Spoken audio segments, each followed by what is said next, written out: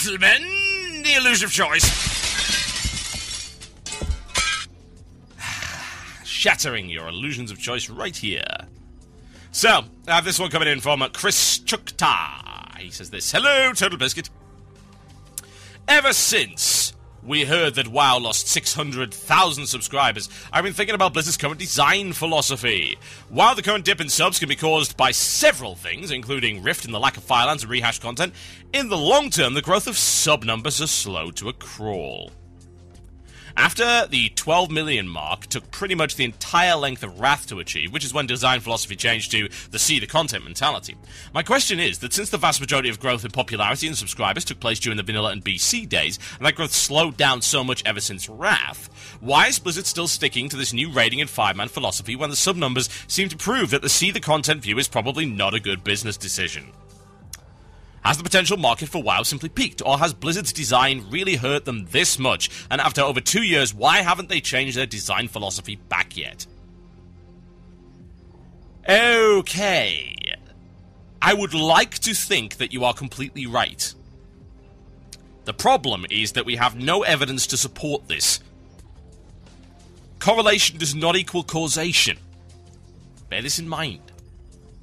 So, I would like to think that, yes, the reasons why the growth of WoW slowed down to a damn crawl is because of poor design decisions in Wrath of the Lich King. Definitely. 110 frickin' %, I would love to believe this. However, I don't know if I can, in all good conscience, actually believe that. The reason is simply that we don't know what actually caused the dip. Now, they're claiming in the earnings call that they need to release faster expansions. I disagree. What they need to do is to continue providing content support right until the end of an expansion, not have these 6-month guild, everyone has experienced guild death at the end of an expansion. End of expansion apathy, whatever you want to call it. And the reason is that Blizzard basically stopped bothering about 6 months before an expansion comes out, and they don't bring out any new content. In the case of Wrath, they didn't really bring out any new content with the aside of a single boss raid dungeon for a year. That's a long time to go without real raid and PvP content. So you cannot help but notice that people get very, very bored in that regard. TBC had a similar problem, and I can tell you for a fact that there was a major problem with vanilla in the same way. When we saw Burning Crusade was coming out and we actually figured out what the items were and things like that, a lot of us just stopped bothering raiding. I know there was a guild death.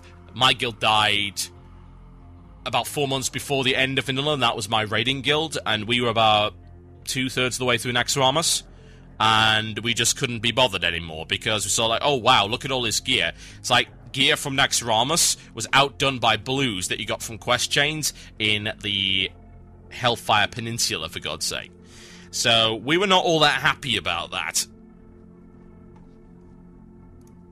Wasn't so great. So, here's the thing. Why is there a dip? And why was there a slowdown, more to the point?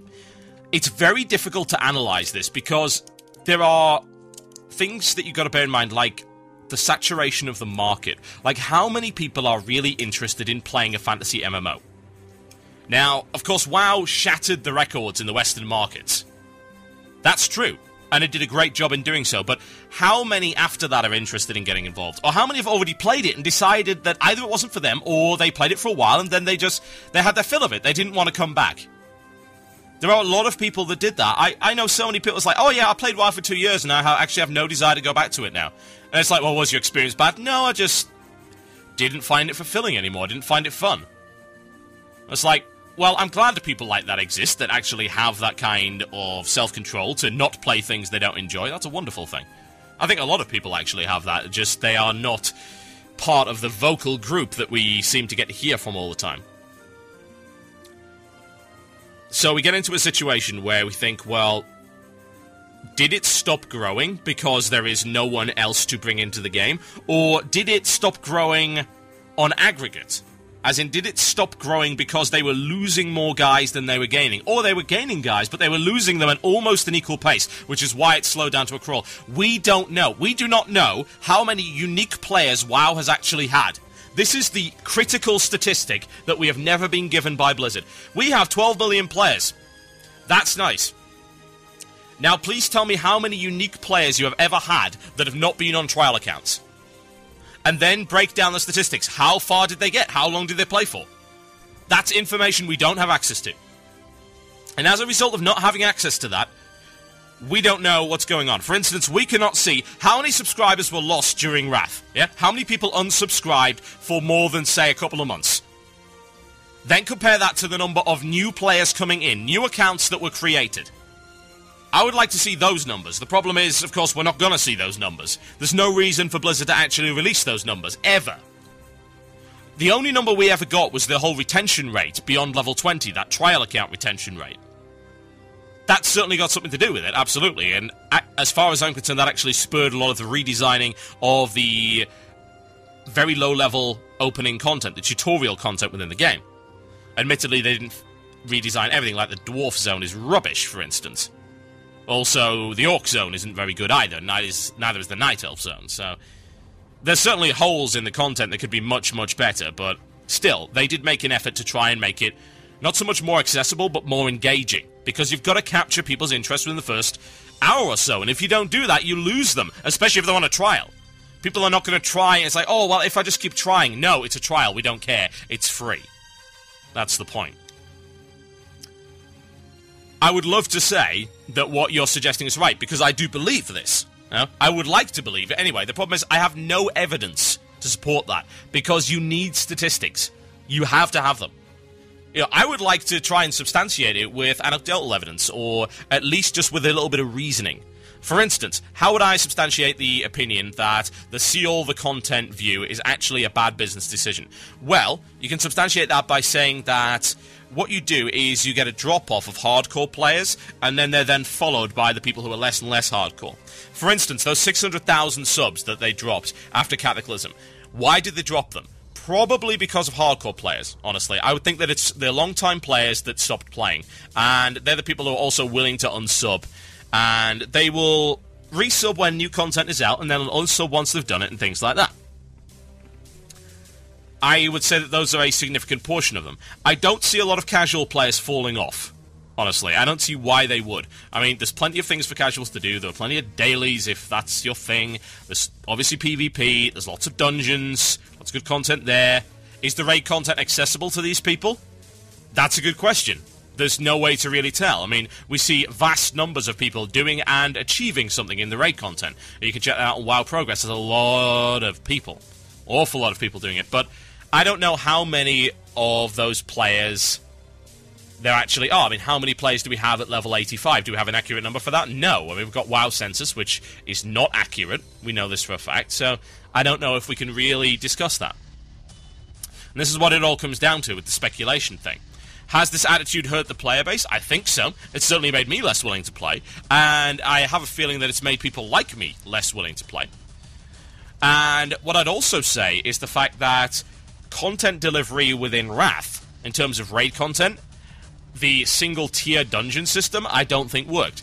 I know for a fact that a lot of people resubbed for a month after TOC came out and then unsubbed again, because they were just bored. I mean, you're also talking about the fact that Ulduar was killed by the release of TOC and the way that the badge system was done, and I don't agree with the whole, oh, well, we released content too soon. That's funny, actually, when you think about it. Have a think. It was, what, probably not even 2 months ago that they actually turned around and said, well, Ulduar was ignored because we released raid content too fast, so we want to pace it more. And then now, after the earnings call, they turned around and said, we need to release content faster. That's a 180, folks. In fact, was that statement not even a month ago? That is a massive 180. Public massive 180 as well. So, I think Blizzard has just actually admitted something that's pretty vital. They've admitted that the whole idea of their pacing of content was wrong. which also means that they're admitting that the pacing of content has something to do with the drop-off in subscribers, which also means because the pacing of content within Cataclysm is pretty much identical to the pacing of content within Wrath, that the Wrath model caused the drop in subscribers.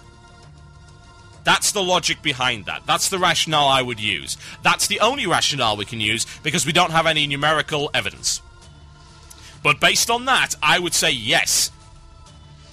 And right now, I think they are changing their minds. I think that earnings call was a real wake-up call. And the fact that Rift didn't fall flat on its ass. You know what? I'm glad that it didn't. I have no interest in playing Rift, but what WoW needs is competition. Because competition drives innovation and drives excellence in every walk of life. I'm a huge believer in the competitive attitude.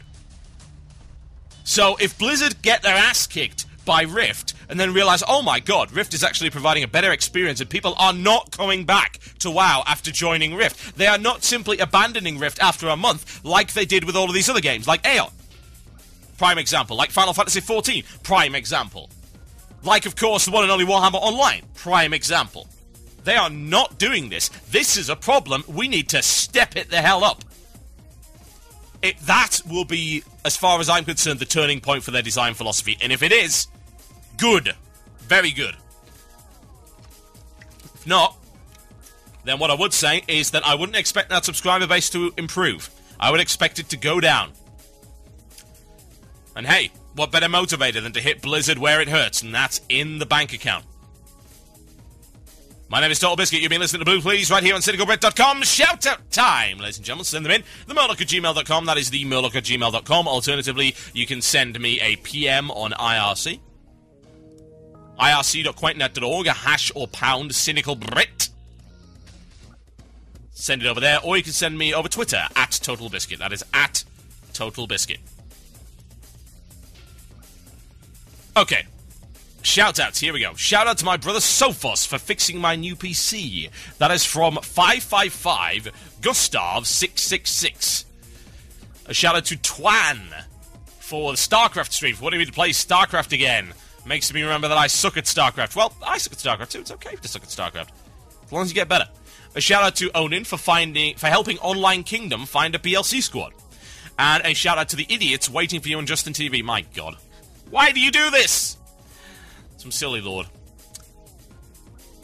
A shout out to Nat for wrestling with the Cynical Brit server right now, as for some inexplicable reason it falls over. I have no idea why. The system will not even boot right now. We don't know what's wrong with it. A shout out to Total Biscuit for not getting stuck on 27 supply yesterday. Keep it up. That's from Jacob. A shout out to the Daily Blink guys for being so awesome. That's from Sterling Archer. And a shout out to Dutchness, everyone in the Cat's Pajamas IRC, and all the StarCraft 2 fans that are listening. That's from The Menace. A shout out to the AD community. You need better friends with iKing because he doesn't like you. What? A shout out to No More Pot... Shout out to Schism for tearing it up. Traitor. That's from Lixel. A shout out to Nee for finally starting to cast StarCraft 2 again. Me, indeed. That's iKill. A shout out to Legnaros in the Firelands. Hope you are awesome. I certainly hope so. A shout out to the guild Rage of the Ancients for finally downing Nefarian Normal, thus getting all 12 out of 12 bosses in normal mode. That's from Nightmare 060.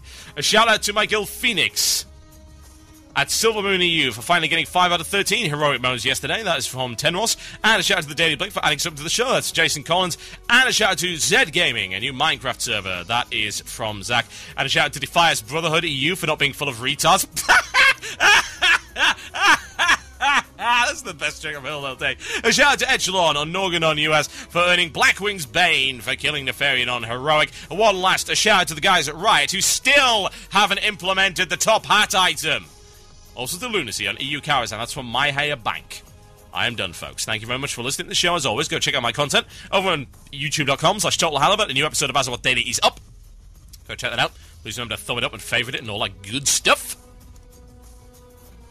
I think we shall go out with something epic. Of course. Yes. Yes. If you need a clarification, I did just say. Right. The question is what? A great power metal that we got right here. Yeah, a master plan, maybe. Which one? This one's called Crystal Knight. There we go. I'm out of here, folks. Have a great weekend, and I shall hopefully see you next week.